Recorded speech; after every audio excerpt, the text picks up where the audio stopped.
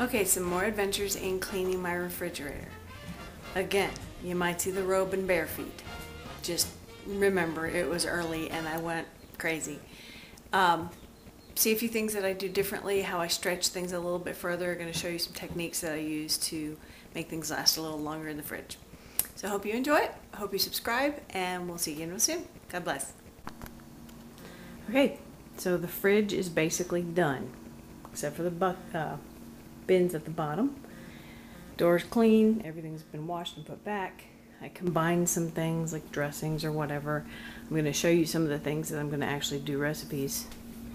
And this is a gift for my in-laws.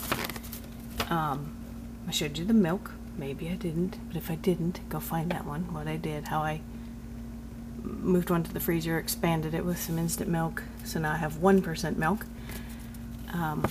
Showed you a smoothie my daughter made out of some of the things. If you didn't see that yet, it should be there or it'll be there soon. But now we can see everything, which is good because you couldn't see anything. Fruits and veggies that are easy to grab, a couple leftover pieces of homemade pizza, fixings for side dishes, our eggs, they're left. But there is a lot of things that we usually don't use. I'm going to show you some of the other things that I pulled out that were holiday kind of foods, but I'm going to make them into something else. So, okay, we're clean here, and I'm going to get to work on the meat and cheese bin and the fruit and veggie bin. This is the fruits and veggies that we grab regularly, so that one's there. And I'll be back with you in a second to show you that. This is like what, video 4 of when I totally clean my fridge. And so before I lose anything, what do I do with it? We do keep a basket of fruit out all the time. So these usually go pretty quick. Usually they consist of bananas, which I have a few more I'm going to bring out, and apples and some type of citrus. All this, well, and usually tomatoes, because tomatoes are usually best. And usually tomatoes, because tomatoes are usually best when they're room temperature. So I'm going to remake this basket with some of the stuff that's been in the fridge and try to use some of the things that are just about to go bad and prolong them. So out of the fridge comes these apples, and they will go in here, probably every single one of them, because they're crispy.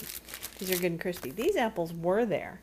They were a different apple that I bought, and they're actually pretty mealy. So these are all going to get dehydrated probably tonight, overnight. So, and since these are getting a little soft, a few of them are, a couple of them are, these are still good. These guys are good.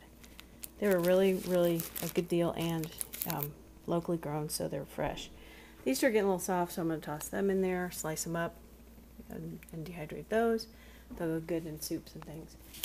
And definitely, the zucchini is getting kind of fruity looking.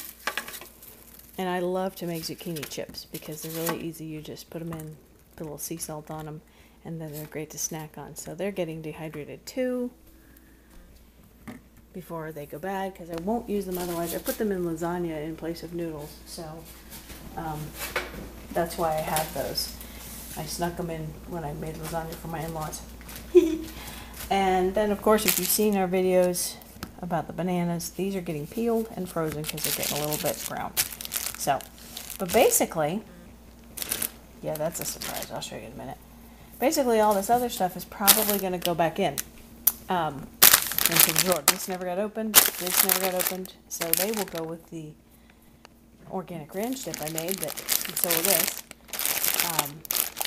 That I didn't know what to do with. So all this will go with the dip, and we'll snack on those.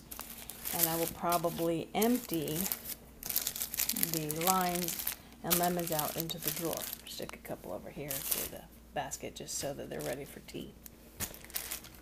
But that was like a quick fix because a lot of this was still good. It wasn't going bad. So they'll still get used. Here's the one that's creepy. I showed you this if you watched the my daughter make her green smoothie for breakfast. Yeah. I cut pears to dip in our fruit dip.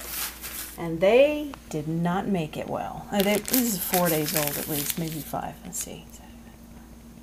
Yeah, it's 4 days old at least. And so they're going to become pear butter, and I will show you how I do that. But right now, I was just showing you what it looked like. We're going to put these all back in, and I'm going to show you how I keep the fruits fresh as long as possible.